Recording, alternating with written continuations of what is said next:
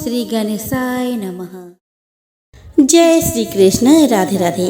नमस्कार दोस्तों आप सभी को गोवर्धन पूजा की हार्दिक शुभकामनाएं। दोस्तों आज इस वीडियो में मैं आपको सुनाने वाली हूँ गोवर्धन पूजा में सुने जाने वाली कुछ पौराणिक और दुर्लभ कथाएं। तो चलिए दोस्तों कथा शुरू करते हैं। तो प्रेम से बोलो गोवर्धन महाराज की जय। दोस्तों हर साल कार्तिक माह में शुक्ल पक्ष की प्रतिपदा तिथि पर गोवर्धन पूजा मनाई जाती है। इस साल प्रतिपदा तिथि की शुरुआत 13 नवंबर दिन सोमवार को दोपहर 2:56 से हो रही है। वही इस तिथि का समापन अगले दिन 14 नवंबर दिन मंगलवार को दोपहर 2:36 पर होगा। उदया तिथि को देखते हुए गोवर्धन पूजा 14 नवंबर मंगलवार को मनाई जाएगी। दोस्तों गोवर्धन पूजा के दिन गिरिराज यानी गोवर्धन पर्वत और भगवान कृष्ण की पूजा की जाती है। इस दिन को अन्नकूट पूजा भी कहा जाता है क्योंकि इस दिन अन्नकूट का भोग लगाने की परंपरा है। इस दिन घर के आंगन में गाय के गोबर से गोवर्धन पर्वत और पशुधन की आकृति बनाई जाती है और विधि विधान से पूजा की जाती है। दोस्तों 5 दिन की दीपावली महापर्व में चौथे दिन गोवर्धन की पूजा अर्चना की जाती है और हर वर्ष कार्तिक मास के शुक्ल पक्ष की प्रतिपदा तिथि को गोवर्धन पूजा करने का विधान है। इस तिथि को अन्नकूट के नाम से जाना जाता है क्योंकि इस दिन घरों में अन्नकूट का भोग बनाया जाता है। गोवर्धन पूजन के दिन घरों में गोबर से गोवर्धन महाराज की प्रतिमा बनाई जाती है और पूरे परिवार के साथ शुभ मुहूर्त में पूजन किया जाता है। दोस्तों मान्यता है कि इस दिन भगवान कृष्ण ने देवराज इंद्र का गमन-च्युत किया था और अपनी कनिष्ठ अंगुली पर गोवर्धन पर्वत को उठाकर ब्रजवासियों की रक्षा की थी। दोस्तों गोवर्धन पूजन के दिन भगवान कृष्ण के लिए 56 भोग बनाए जाते हैं। साथ ही अन्नकूट का भी भोग लगता है और प्रसाद भी वितरण किया जाता है। गोवर्धन पूजा के दिन घर के आंगन में गाय के गोबर से भगवान कृष्ण की प्रतिमा बनाई जाती है। इसके साथ ही गाय बछड़ी व ब्रज आदि की भी प्रतिमा बनाई जाती है। इसके बाद उसको फूलों से सजाया जाता है। फिर शुभ मुहूर्त में गोवर्धन महाराज को रोली अक्षत चंदन लगाए जाते हैं।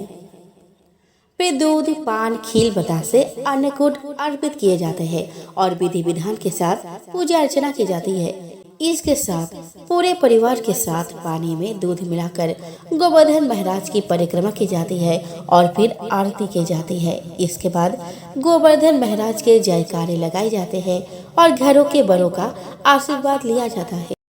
मान्यता के अनुसार गोवर्धन पूजा की कथा द्वापर युग से जुड़ी है।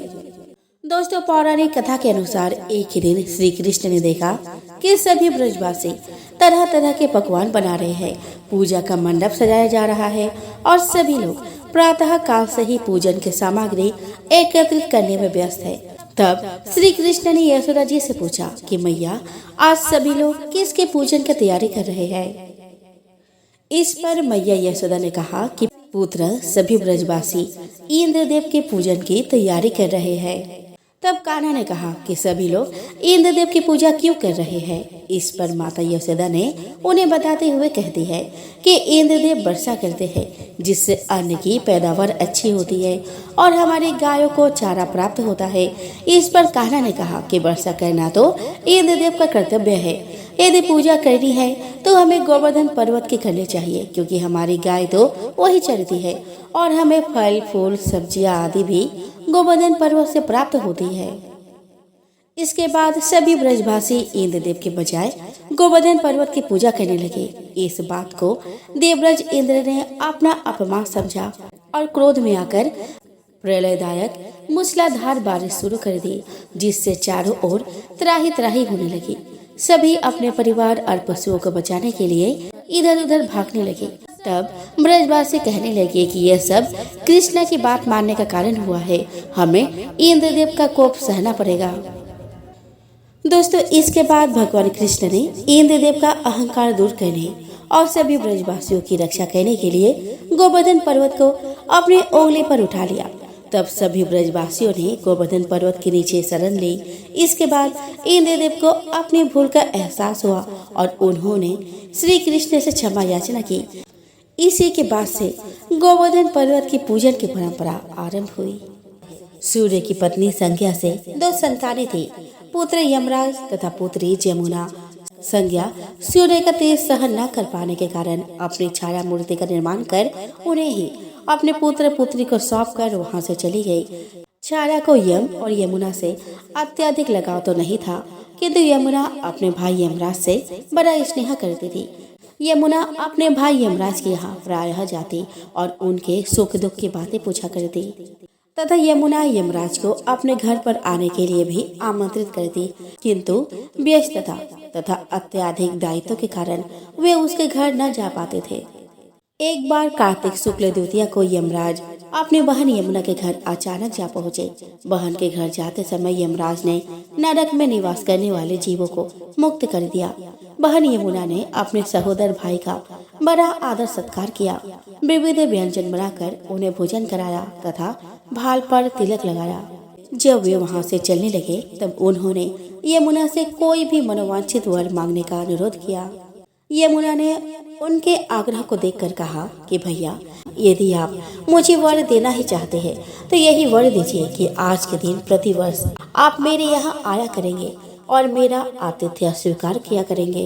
इसी प्रकार जो भाई अपने बहन के घर जाकर उसका आतिथ्य स्वीकार करे तथा इस दिन जो बहन अपने भाई को टीका करके भोजन खिलाए उसे आपका भय न रहे। इसी के साथ इन्होंने यह भी वरदान दिया कि यदि इस दिन भाई बहन यमुना नदी में डुबकी लगाएंगे तो वे यमराज के प्रकोप से बच जाएंगे।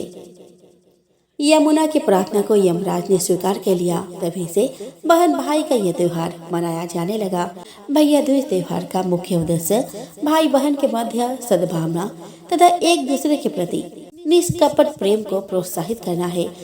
भैया दूज के दिन ही 5 दिनों तक चलने वाली दीपावली उत्सव का समापन भी हो जाता है। दोस्तों, पौराणिक कथा के अनुसार प्राचीन समय में तीर्थ यात्रा करते हुए पुलस्त्य ऋषि गोवर्धन पर्वत के पास पहुँचे तो इसकी सुंदरता देखकर वे मंत्रमुग्ध हो गए। तब उन्होंने द्रोणाचल पर्वत से निवेदन किया कि आप अपने पुत्र गोवर्धन को मुझे दे दीजिए, मैं उसे काशी में स्थापित कर वहीं रहकर पूजन करूंगा। द्रोणाचल यह सुनकर दुखी हो गए, लेकिन गोवर्धन पर्वत ने ऋषि से कहा कि मैं आपके साथ चलने को तैयार हूँ, लेकिन मेरी एक शर्त है, आप मुझे जहाँ रख देंगे मैं वहीं स्थापित हो जाऊंगा। पुलस्त्य ने गोवर्धन की यह बात मान ली। फिर गोवर्धन ने ऋषि से कहा कि मैं 2 योजन ऊंचा और 5 योजन चौड़ा हूँ, आप मुझे काशी कैसे ले जाएंगे? तब पुलस्त्य ऋषि ने कहा, मैं अपने तपोबल से तुम्हें अपने हथेली में उठा कर ले जाऊंगा। तब गोवर्धन पर्वत ऋषि के साथ चलने के लिए सहमत हो गए। रास्ते में ब्रज आया, उसे देखकर गोवर्धन सोचने लगे, भगवान श्री कृष्ण राधा जी के साथ यहाँ आकर बाल्यकाल और किशोर काल की बहुत सी लीलाएं करेंगे। तब उनके मन में यह विचार आया कि वह यही रुक जाए। यह सोचकर गोवर्धन पर्वत पुलस्त्य ऋषि के हाथों में और अधिक भारी हो गया, जिससे ऋषि को विश्राम करने की आवश्यकता महसूस हुई। इसके बाद ऋषि ने गोवर्धन पर्वत को ब्रज में रखकर विश्राम करने लगे। ऋषि यह बात भूल गए थे कि उन्हें गोवर्धन पर्वत को कहीं रखना नहीं है। कुछ देर बाद ऋषि पर्वत को वापस उठाने लगे, लेकिन गोवर्धन ने कहा कि ऋषिवर, अब मैं यहाँ से कहीं नहीं जा सकता। मैंने आपसे पहले ही कहा था कि आप मुझे जहाँ रख देंगे मैं वहीं स्थापित हो जाऊंगा। तब पुलस्त्य उसे ले जाने की हट करने लगे, लेकिन गोवर्धन वहाँ से नहीं हिले। तब ऋषि ने क्रोधित होकर उसे श्राप दिया कि तुमने मेरे मनोरथ को पूर्ण नहीं होने दिया, अतः आज से प्रतिदिन तिल तिल कर तुम्हारा चरण होता रहेगा, फिर एक दिन तुम धरती में समाहित हो जाओगे। तभी से गोवर्धन पर्वत तिल तिल करके धरती में समा रहा है। कहा जाता है कि कलियुग के अंत तक यह धरती पर पूरा समा जाएगा। द्वापर युग में भगवान श्री कृष्ण ने इसी पर्वत पर कई लीलाएं की थी। इसी पर्वत को इंद्र का मान मर्दन करने के लिए उन्होंने अपने सबसे छोटी उंगली पर 3 दिनों तक उठा कर रखा था।